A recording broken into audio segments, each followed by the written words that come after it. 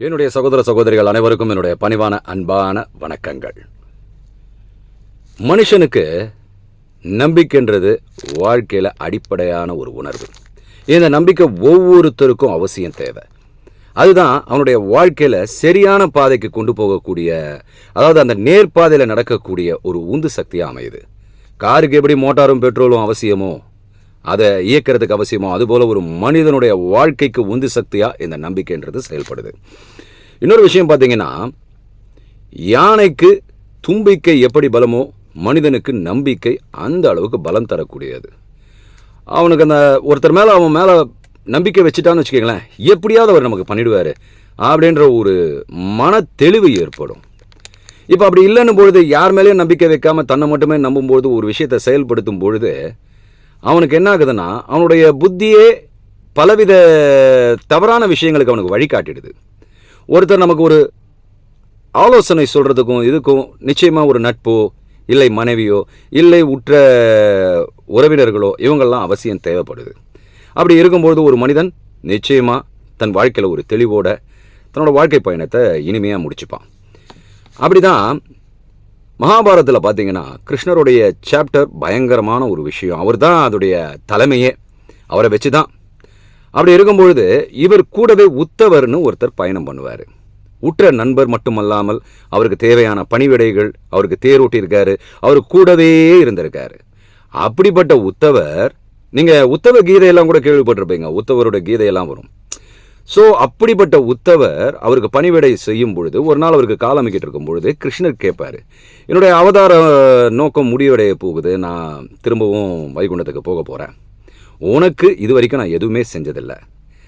என்கிட்ட நிறைய பேர் அவங்களுக்கு என்ன தேவை, எதெல்லாம் தேவைன்னெலாம் கேட்டு வாங்கி பலன் பெற்றிருக்காங்க.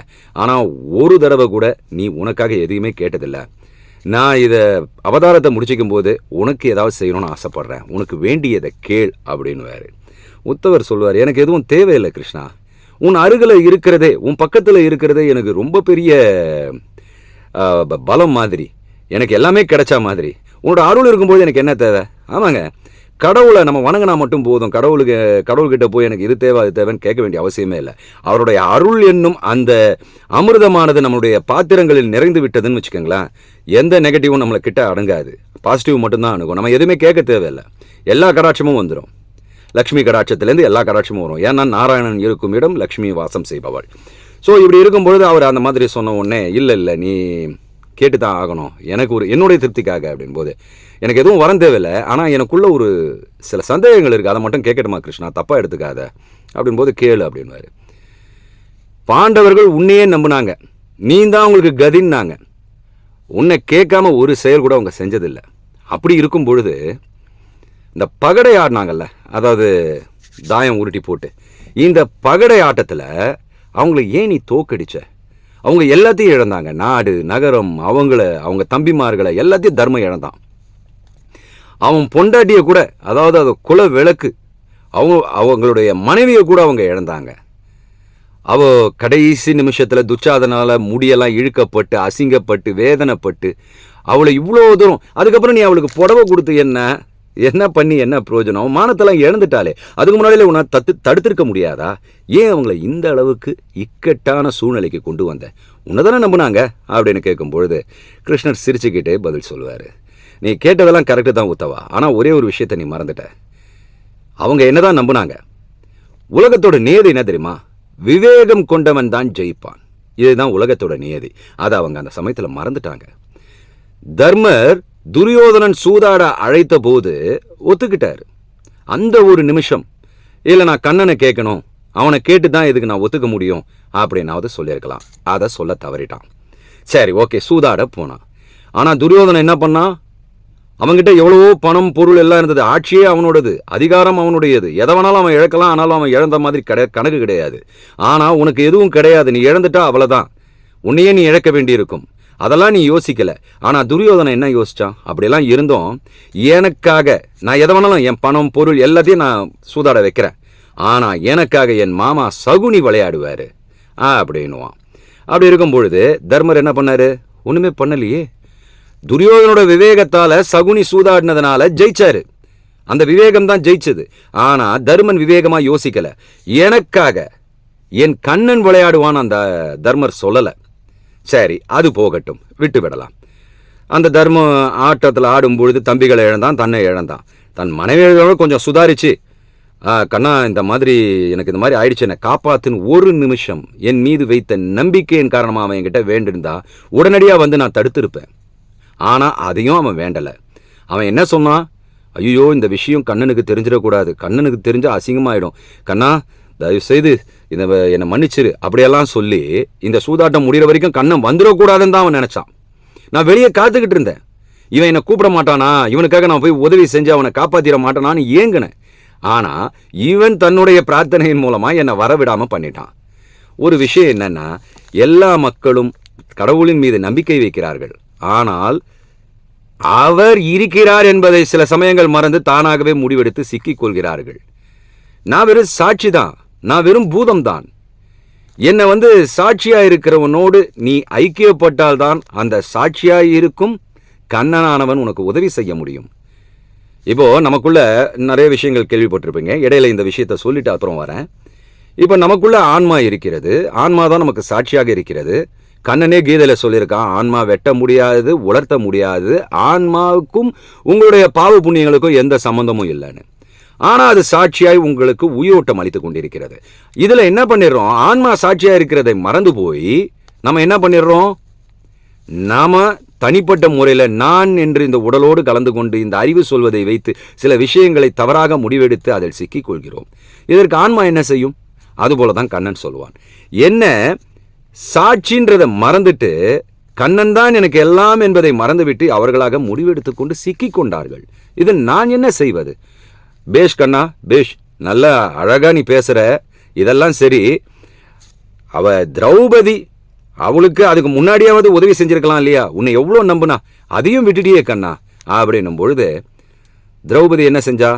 ஒருத்தன் தன் முடியை பிடித்து இழுக்கும் பொழுதே அவள் என்னை அழைத்திருக்க வேண்டும். தன் பலத்தால் தன்னை காப்பாற்றிக் கொள்ளலாம் என்று நினைத்தாள். அவள் துகில் உரியப்பட்டது, மானம் பறிபோகும் நிலை வந்தது. அந்த சமயத்திலாவது ஐயோ என்னை கண்ணன் காப்பாற்றுவான் என்று அவள் என்னை அழைக்கவே இல்லை. ஆனால் கடைசியாக மானம் போக போகுதுன்னும் பொழுது அவருடைய ஏதோ ஒரு ஞான உதயம் அவளுக்கு உதயமாயிற்று. ஐயோ கண்ணான்னு கை கூப்பி வணங்கின பிறகு நான் அவளுக்கு உதவி செய்தேன். இதில் என் தவறு என்ன இருக்கிறது? சரி, நீ கேட்டார் போல் இதை நான் முன்கூட்டியே செய்து இருந்தாலும் ஒரு விஷயத்தை நன்றாக புரிந்து கொள். ஒவ்வொருவரும் அவரவர் கர்மாக்களுக்கு ஏற்றபடிதான் இந்த வாழ்க்கையை வாழ வருகிறார்கள்.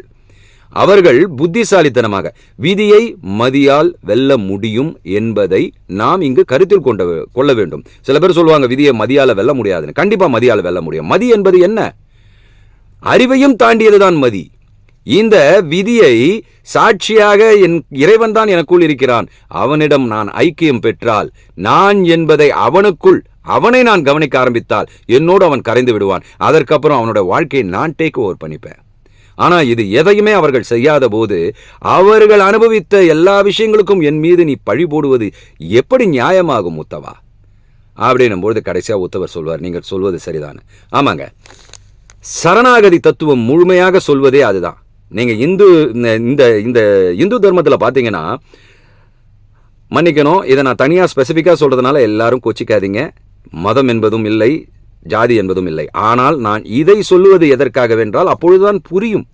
இந்த தர்மம் சொல்வது என்னவென்றால், இந்து தர்மம் சொல்வது என்னவென்றால், நீ முழுமையாக சரணாகதி அடை. நீ சரணாகதி அடையும் பொழுது நீ என்பது அங்கே இருக்க மாட்ட.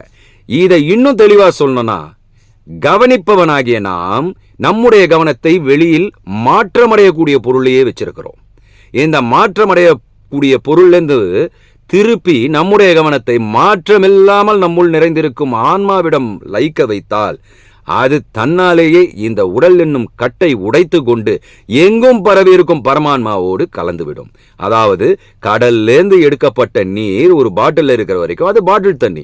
அதை உடைச்சி கடல்லே அந்த தண்ணியை கலந்துட்டா எப்படி கடலோடு கலந்து விடுகிறதோ, எது பாட்டில் தண்ணி எது கடல் தண்ணின்னு தெரியாம கலந்து விடுகிறதோ, அதுபோல் கடவுள் மீது நம்பிக்கை வைக்கும் பொழுது நாம் அவரிடம் கரைந்து நம்முடைய வாழ்க்கையை அவர் தன் கைவசப்படுத்திக் கொண்டு நம் வாழ்க்கையை செம்மையாக மாற்றுவார். நீங்கள் செய்த கர்மாக்கள், நான் செய்த கர்மாக்கள் அனைத்தும் சுட்டெரிக்கப்பட்டுவிடும். இதெல்லாம் எப்போ நடக்கும்? நான் என்பவன் அவன்தான், தனிப்பட்ட நான் என்று எதுவுமில்லை. அவன்தான் இந்த முழு பிரபஞ்சத்தையும் ஆள்கிறவன். அவன் ஒருவனே என்னை ஆள்பவன். அவன்தான் ஆண்டவன் என்று அவன் மீது நான் பற்று வைக்கும் பொழுது மற்ற பற்றுகள் எல்லாம், பற்றுக்களின் தலைகளெல்லாம் வெட்டப்பட்டு அந்த பற்று என்னும் சங்கிலி என்னில் உடைக்கப்பட்டு அவன் மீது பற்று கொண்டு நான் கரைந்து விட்டு நானே அனைத்துமாகி விடுவேன். நன்றி, வணக்கம், ஜெய் ஹிந்த்.